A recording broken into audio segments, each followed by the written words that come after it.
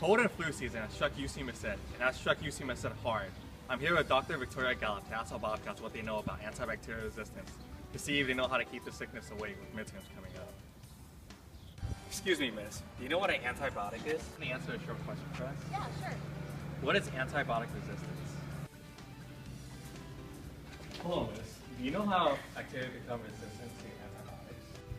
So, what do you guys know about antibacterial resistance? Are they those things that the doctors give you to help make your disease go away? It's when bacteria develop immunity to treatments, right? They just get stronger? What about antibacterial resistance? That's correct. An antibiotic is a type of medication that destroy and slow the growth of bacteria. Oh, okay. That's true. Bacteria have the ability to change so that they can fight off drugs that are meant to cure or prevent infections. Okay, continue. Actually, bacteria have the ability to neutralize the antibiotic before it can treat the bacteria. Some bacteria pump the antibiotic out so it doesn't get affected. Bacteria are able to acquire resistance by mutations that code for resistant properties. The DNA is then transferred to more bacteria and more resistant bacteria is produced. Oh, thanks, doctor. I didn't know that before. Bye.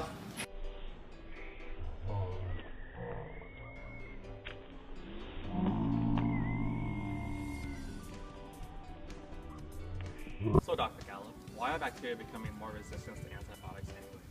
That's actually a really great question. Antibiotic use can actually create antibiotic-resistant bacteria because while most of the bacteria is killed, there are actually some resistant germs that stick around and multiply.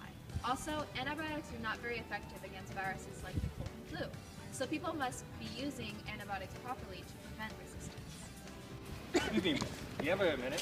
Yeah, sure. I have to go to the library today for an exam. Do you know what antibiotic resistance is and why you should be concerned about it? I think it has to do something with germs and sickness, but I'm not too sure about it. Is it something I should be concerned about? I'm going to say yes. This is important because everybody struggles with bacteria and sickness in their life. And if this continues to be a problem, there could eventually be no cure for bacterial infections. Oh wow, I didn't know it was serious. Well, thank you. I gotta go now. Okay, bye. Hello, do you know how to prevent antibacterial resistant infections?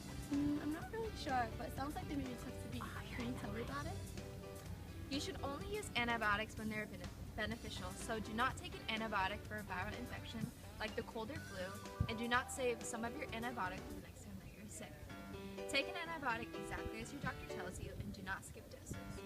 Also, complete the prescribed course of the treatment even if you're feeling better, because if the treatment stops too soon, some bacteria can survive and make effect. Wow, I didn't know there was so much to know to prevent antibiotic resistance. Thanks, doctor. Okay, bye. Hello, do you know how healthcare providers can help prevent the spread of antibiotic resistance? Shouldn't they be giving you the right medications?